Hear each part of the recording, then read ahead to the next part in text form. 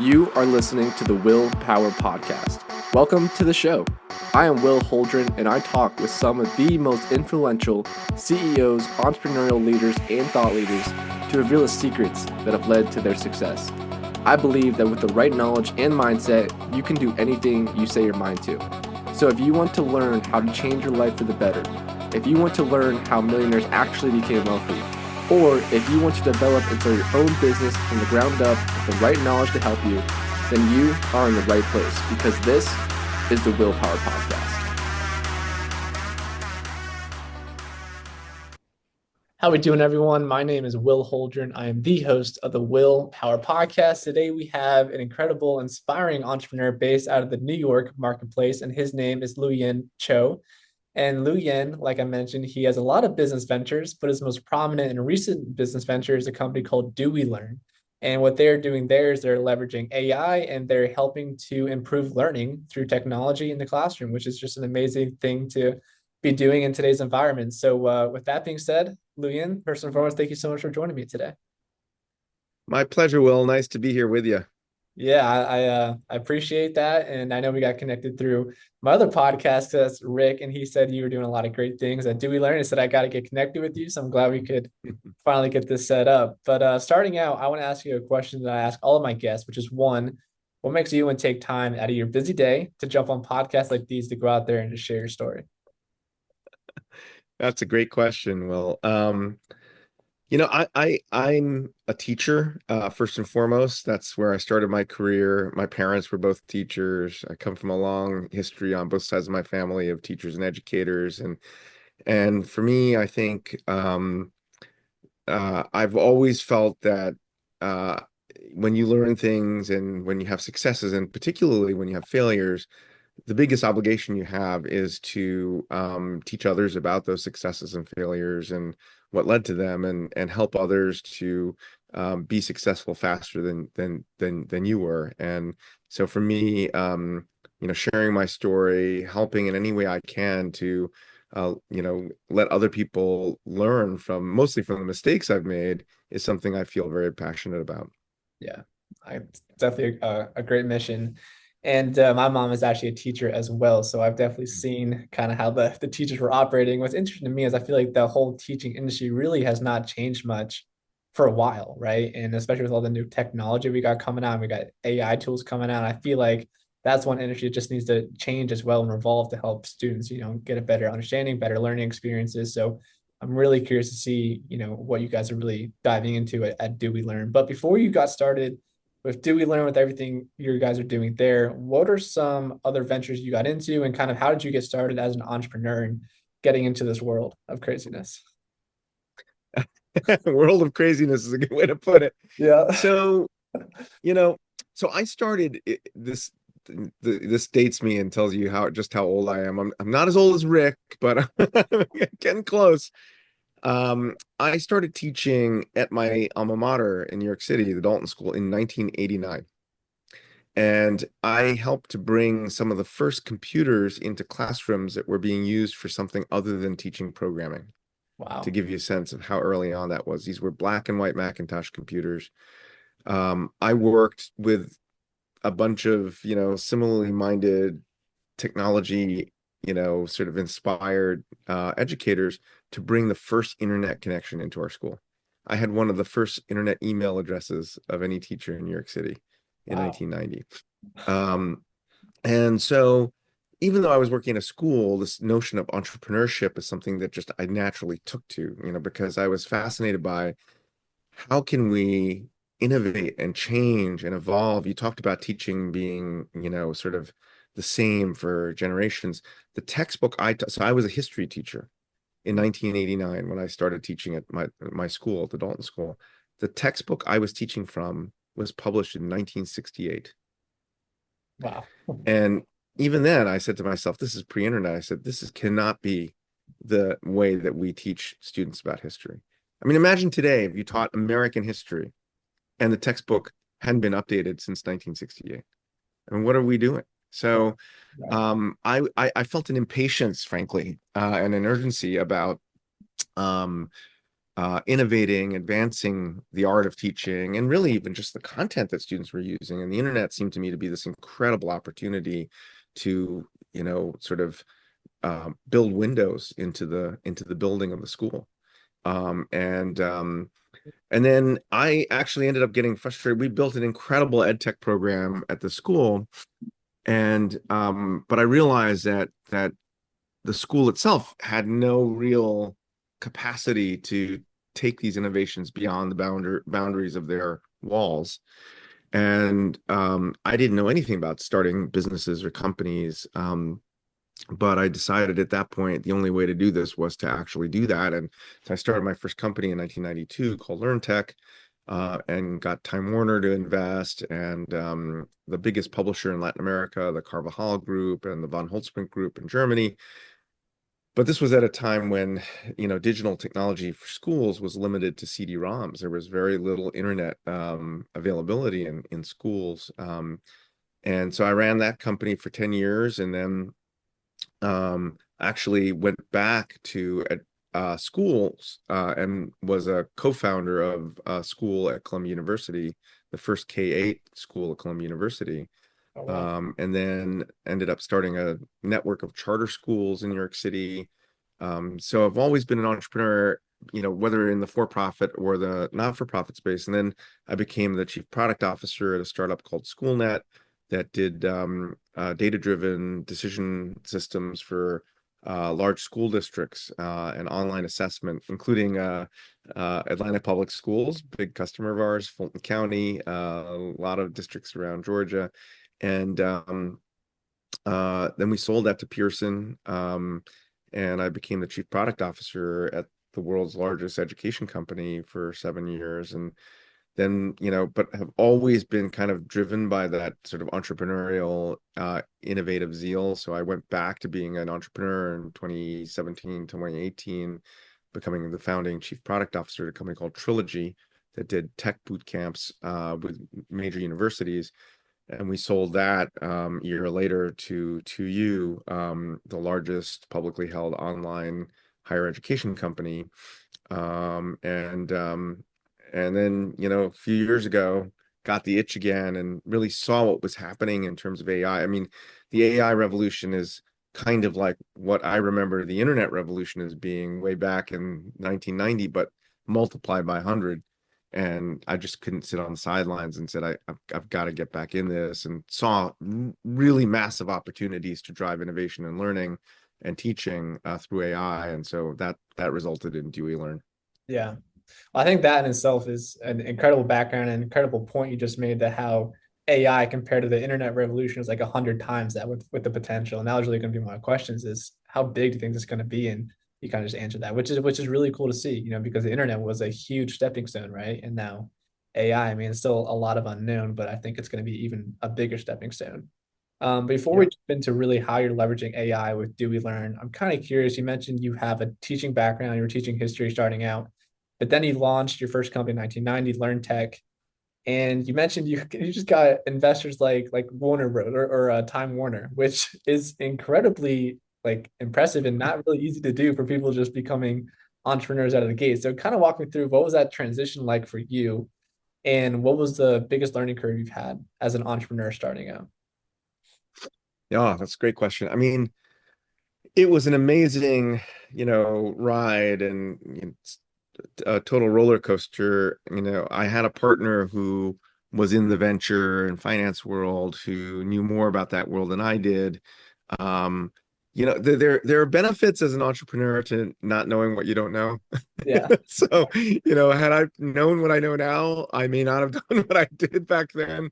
yeah, But I think the to me, the biggest takeaway is that if you're really passionate and you truly believe in the ability of your own ability, but also your sort of product concept being able to change the world and have disproportionate product market fit and market impact, that passion and that conviction takes you an incredibly long way. And when you're at these moments of disjuncture in technology, the birth of the internet. Think about Time Warner, the group that took a flyer on us, and to their, you know, eternal credit, that they invested on some young guy, young teacher. Um, but if you think about where they were at that time, they saw this disruptive force on all of their legacy business models. And there were very few people who could come to them and say to them, here's how you can leverage that disruption to actually be even more successful at what you do. There were lots of people who would tell them why they were irrelevant now in the context of the internet. Lots of people who could tell them how to ignore the revolution of the internet. There were very few people coming to them and saying, here's a vision for how you can be even better than you were before, even greater than you were before. And I can help you get there. And our products can help you get there. And that, I think, was, again, completely through dumb luck and no particular knowledge or understanding, but just this deep passion and conviction I had in how the internet was going to change people's relationship with information and their experience of learning. You could get an audience at the highest level at these companies, and for whatever reason, they were compelled and convinced by that vision and willing to take a flyer on what we were trying to do. And so I think that vision and that conviction, like I tell entrepreneurs all the time, don't become an entrepreneur because you want to be an entrepreneur. Yeah. Become an entrepreneur because you have a vision of a product, a service, a business that doesn't exist, that you think it's crazy that it doesn't exist, and that you feel like almost a missionary compulsion to talk about to the marketplace. That's why you become an entrepreneur. Yeah. For real change. Yeah. And to your point, it's one of the hardest things out there that you can do is an entrepreneur, just because starting a business is just that challenging, right? So like you said, if you're Yeah. just doing it to do it, then it's not really worth it, Yeah. Yeah. It's not worth it. It's Yeah. it's a hard road. It's a challenging road. There's so many, even if you have the best ideas and the best resources, you're going to hit, obstacles that are unforeseen and that you can't imagine. The Yeah. only way to get through that is because you have a deep conviction in what you're trying to bring to market. Yeah. So I love that you kind of been revolutionizing the whole education industry for now, like going on a few decades, right? Which is just amazing. You start internet stuff, now you're jumping to AI stuff. So walk me through DeweyLearn and what you guys are really trying to do with AI and in the school classroom. Yeah. So, I think that like any new disruptive technology, and coming back to your point about like what did I learn? One of the things I learned is it's really easy when you have a disruptive technology to be either too optimistic or too pessimistic about the rate of change. So what you typically see when there's a new technology is entrepreneurs who are either very conservative about, okay, well, we can use this technology just to do what we always did a little more efficiently, or who just say, oh, this is going to change everything. We need to throw everything out and start from scratch. And I'll give you an example. So Yeah. a lot of the entrepreneurs that I talk to about AI and education, their instant reaction was, oh, we're going to do away with college and universities and schools. We won't need them anymore. We won't need teachers. We won't need professors. Everyone's going to learn from their device, and that's what education is going to be. And then I talked to other entrepreneurs who are like, oh, wow, this AI thing is cool. We can use it to revolutionize how we schedule students for classes, or how teachers control the AV in their classroom. And I think, you know, those are both wrong-headed in that I think when you have a disruptive technology like the internet, like generative AI and large language models, it cannot just be incremental, because the cost of delivering these new technologies and the risk that's involved in that is so great that the benefit has to be greater than, you can control the lights in your classroom now with a large language model. Right. But at the same time, you're talking about a market that had, to your point, teachers haven't changed much in generations of actually longer than that, eons, where these institutions are very durable. And so, how do you find that sweet spot of value that is is not incremental? It's game changing on the one hand, but it is helping the existing institutions and marketplace to do things in ways they could never have thought of before, rather than trying to um, uh, do away with those institutions. And so I've been working in stealth now with my partner Dirk Liebich, who's the CTO and president of the company, a long time machine learning AI expert coming mostly out of high-speed trading and consumer retail. Um, so he was new to education, and he was giving me an education on a deep education on large language models. And the question I asked was, what are the really deep, intractable problems in education that we have never been able to solve, and which of those could AI solve in a disproportionate way? And what we realized was that one of the fundamental issues in education is we still often really do not fundamentally understand who's learning and what they've learned and how they've learned and why they've learned.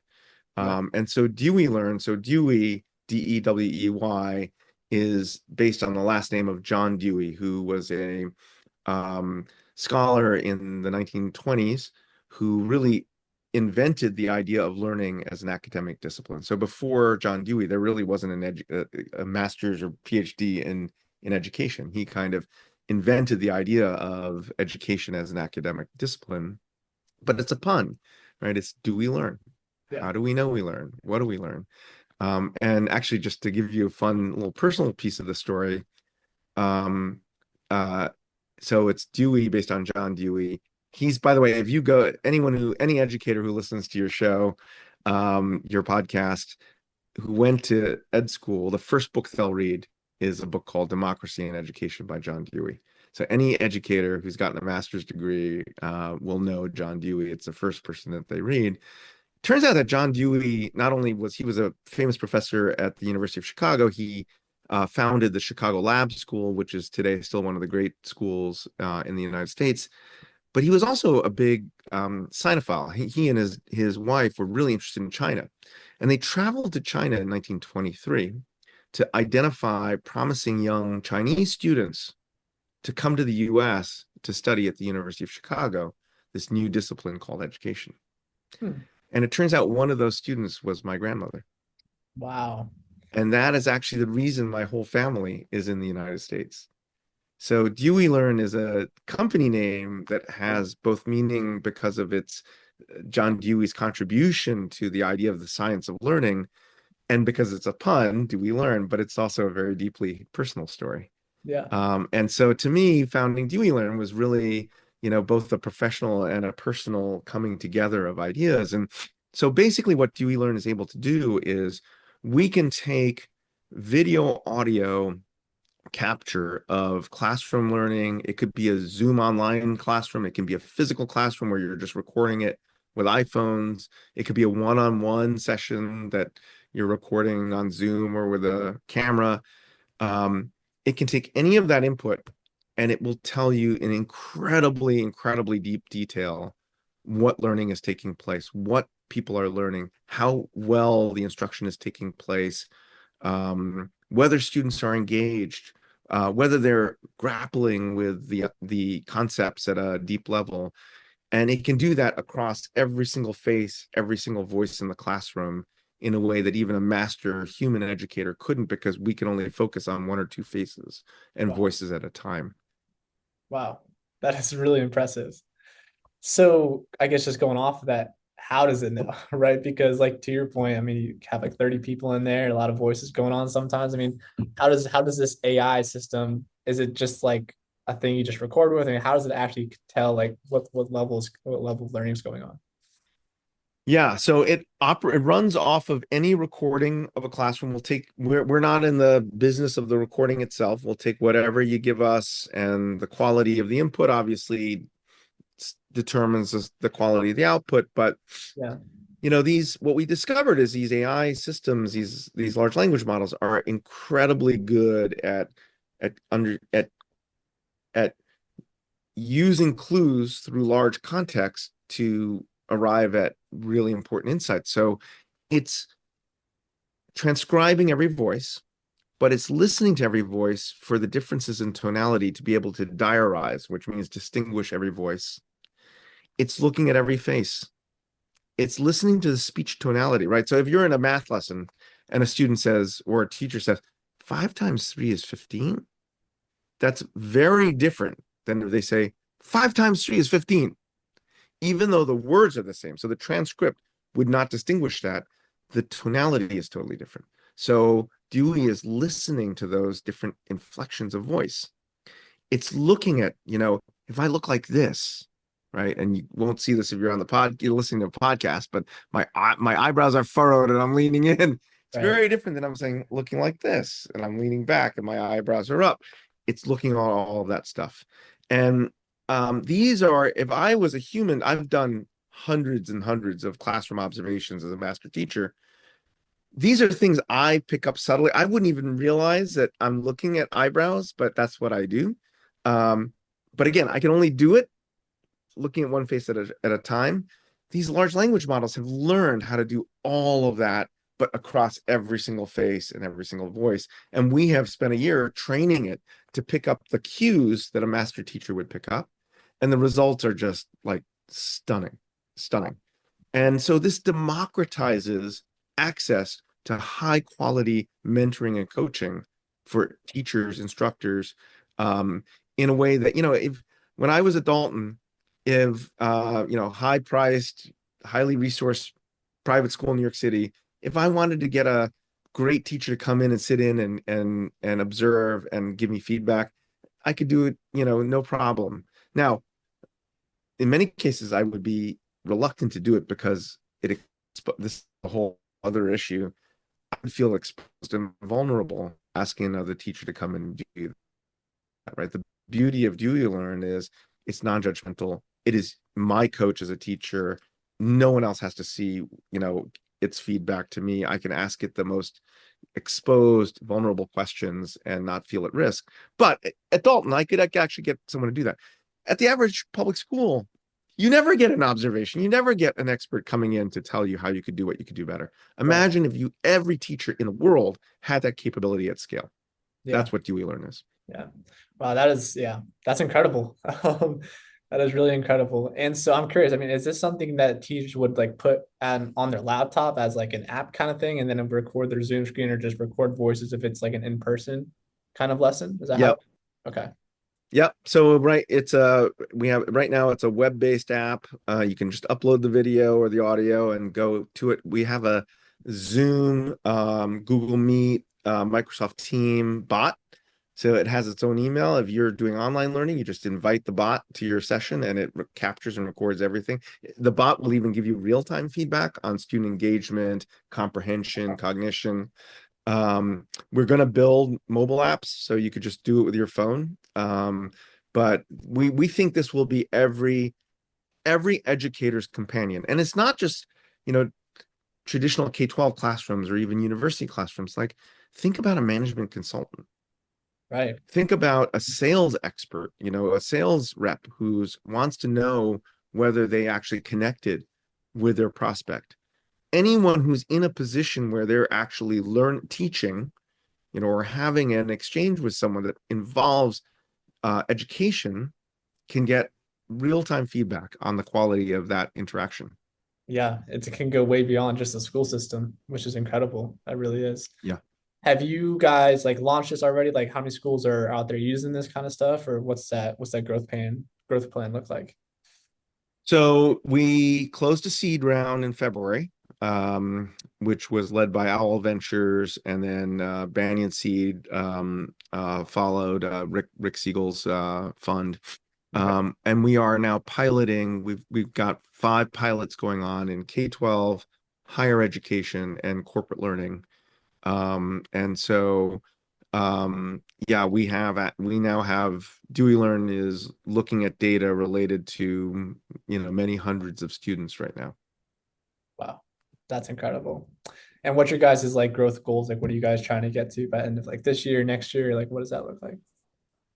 So, I think this year, so this is an interesting point for your audience too, is how do you think about the business ramp, especially when you're dealing with disruptive technologies like this? So, we're taking a kind of a balanced approach where there's a lot we want to learn about how this works. We're very confident about the technology itself and the insights from our models and our systems. I think a lot of this has to do with cultural acceptance, market acceptance, user acceptance of the idea of recording, learning, having AI sort of, be a co-pilot. So far, the response has been incredible, but we're going slow. So Yeah, the way we've crafted our kind of business growth is the first year is all about pilots. We're not going direct to user at all. We're looking for 4 to 5 to 6 really high quality strategic partners who have channels to market in the segments we're interested in: corporate learning, higher ed, K-12. Um, so these could be curriculum companies, teacher development, professional development companies, online higher education institutions, corporate learning providers, where they already own a channel and access to users, end users, students, and instructors.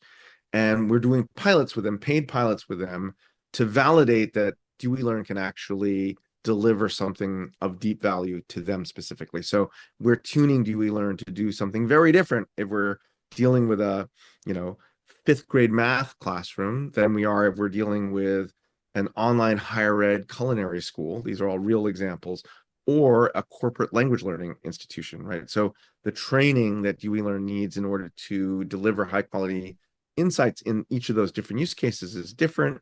So we're doing, sort of co-development to pilot each of those. So by end of 25, we should do about, as I said, 3 to 6, 5 to 6 pilots like that. We'll generate over $1 million in revenue, we believe. And then in first year, which is, I think, great for a seed base, level company. yeah, And then each of those should turn into commercial uh, agreements and relationships that should scale really fast. And then that opens up each of those market segments to us on a commercial go forward basis. So we see a pretty fast ramp in revenue after that on a more direct to consumer kind of basis. yeah. Yeah, that'd be pretty incredible growth. Like you said, $1 million in revenue in your first year. I mean, that's pretty remarkable. Have you seen like any sticking points or any, kind of negative feedback about this kind of stuff? Like what are ways like this couldn't work like in a classroom? Like has any of that stuff popped? Yeah. I mean, I think the biggest questions are around privacy, Mm, and security, and, you know, there's a comfort level people have to get to in terms of recording learning, and you're dealing with students at different age levels, and then exposing that data to large language models. And we are state of the art in terms of the protections and the security that we use, and sort of our data privacy methodologies.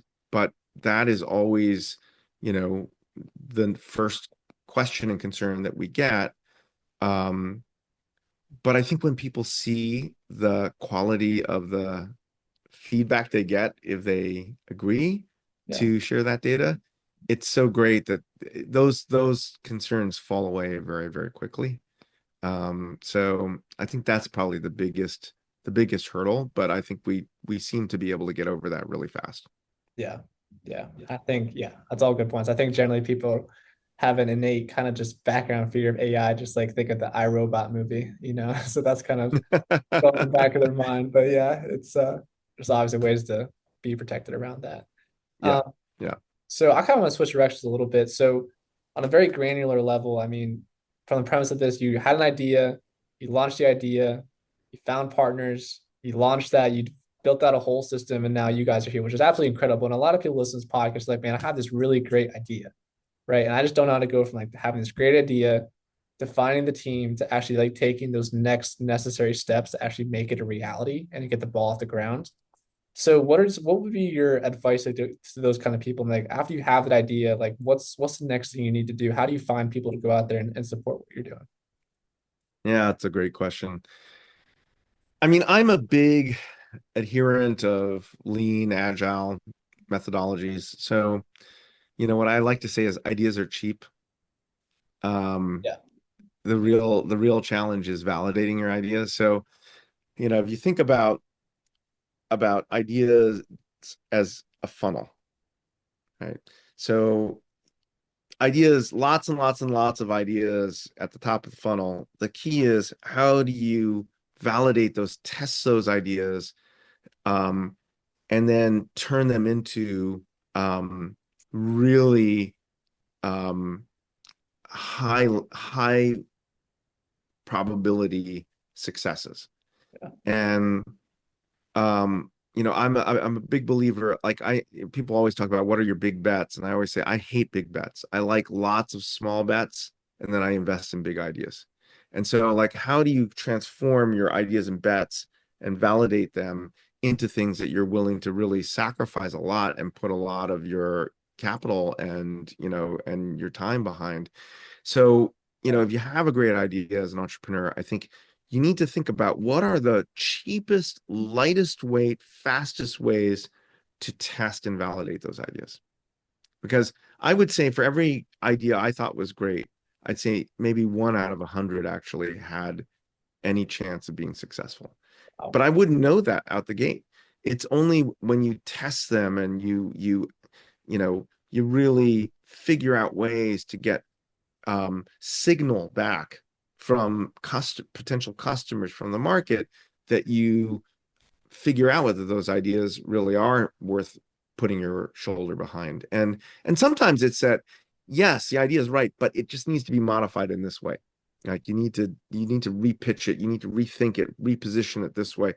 But testing ideas early is the key. Where entrepreneurs really fail is when they have such a deep conviction in an idea and they ignore every signal coming back from the market, and they figure out how to get resources behind it and time behind it and effort behind it, and it's too late that they discover that those ideas just don't have any resonance in the market. Those are the most tragic entrepreneurial stories. So you have to be ruthless about validating your ideas. Don't be too religious about your idea. The market is the church. They're the ones that will tell you if it's worthwhile or not. But if you have those ideas, also don't be reluctant about figuring out how to test them. Get them out there and validate them. And there's a famous story about the when Google was creating Google, the Google glasses, the original Google Glass, and they were having a huge argument about, all right, they're going to have a text overlay on the glass. And this was totally an abstract. They hadn't built anything. Like, well, the text should it be green or should it be red? And there was a whole argument. And I think it was Sergey Brin, actually, one of Google's founders. I'm sure someone will correct me in this podcast if I got this wrong, but I was saying, Yeah. no, it has to be red. It has to be red. Um, and they actually went out and they built a prototype in 45 minutes of Google Glass. They used an acetate sheet that they bought from Staples. They made a eyeglass frame out of a coat hanger, and they had a little Chromebook with a Pico projector that would project on it, and and the only thing it could do is it would have text on it. They could flip it from green to red, and they put it on like 20 employees walking down halls, and they realized that no one could see the red because it faded in the background of everything else. And so Wow. the answer was it's not red. Right. Yeah. So like this lesson is like find the cheapest, like wonkiest ways to test your ideas, validate them, because I guarantee even the most brilliant entrepreneur won't get it just right. You need to test, test, test, test, test, and that will make for a better hypothesis and a better entrepreneurial experience. Yeah. I think you said that really well. And sometimes you just got to know when to pivot, right? And know when to change your strategy just a little bit. Like I said, the base idea might be good, but you just got to kind of pivot on how you're going to get there and the little minute details. So I think that's all crucial. Yeah, yeah. Um, And actually, one thing about what that, just the last coda on that is, a lot of times it's not that the underlying idea is wrong, right? You don't want to beat yourself up as an entrepreneur and say something like, oh, the idea that teachers actually want feedback so they can be better was wrong.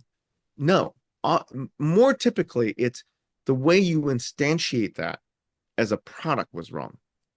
And you need to go back to your core conviction about the problem to be solved, validate that, and be less precious about the product that solves that. Right? That should be the variable in the equation. What you want to lock down as a constant is the underlying problem actually one that there's high value in solving? yeah, yeah, absolutely. I know we're running out of time here, so I have a couple more questions for you. But I mean, looking forward for you next couple of years, I mean, what would what would this project look like to be considered a success in your eyes? Like, what does that look like? You know, I think I see what we can do with DeweyLearn, and it's so exciting to me as an educator that I think actually first and foremost is whether or not DeweyLearn actually as an entity, as a company, capitalizes on it. What we're advancing, the ideas that we're advancing, I really hope take hold. Like, I think they, to your point, your original point about, teaching hasn't really changed in eons. I think we can change teaching and learning in a really profound way.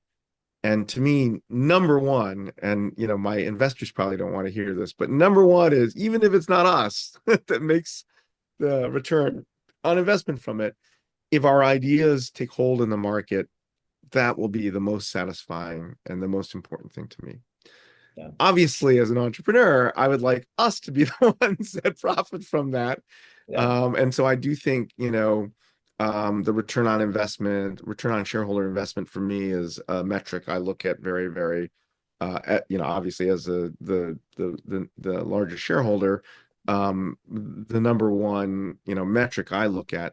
But I think really, if we can be the tip of the spear in terms of how AI transforms the practices of teaching and learning for the better over the next several years, and certainly during my lifetime, that would be the thing that would be most profoundly exciting to me. Having had a lot of prior, experience as an entrepreneur in the ed tech sector, if this venture could make the deepest long-term contribution to education, that's what would be most exciting to me. yeah. Well, I think the value is definitely there. So it'd be super cool to see how this grows in the next couple of years. So that'd be awesome. Before we hop off, is there anything else that you'd like to say? And if people want to reach out to you and find you, what is the best way for them to go about and do that? Yeah, so LinkedIn, Luyen Chou. My email is luyen.chou. Actually, I should give, that's my personal email. I should give you my work email now, is luyen@deweylearn.com. LUYEN@DEWEYLEARN.com. Love hearing from folks. Always answer my emails. Always looking for partners. And I think your audience, and I really appreciate what you're doing, Will. I think entrepreneurs right now are going to be the driving force of this new AI economy, and we need more smart, hungry, bright people with great ideas to come in and help transform the world. And this is a moment in time. Not every moment in history is equal. This is a moment in time that I think disproportionately favors entrepreneurs with great ideas who can help us transform what we do for the better. Yeah, it really is a revolutionary time that we're living in right now. So I agree 100%. All right, guys, there you have it. Luyen Chou, thank you so much for joining me today. Thank you, Well.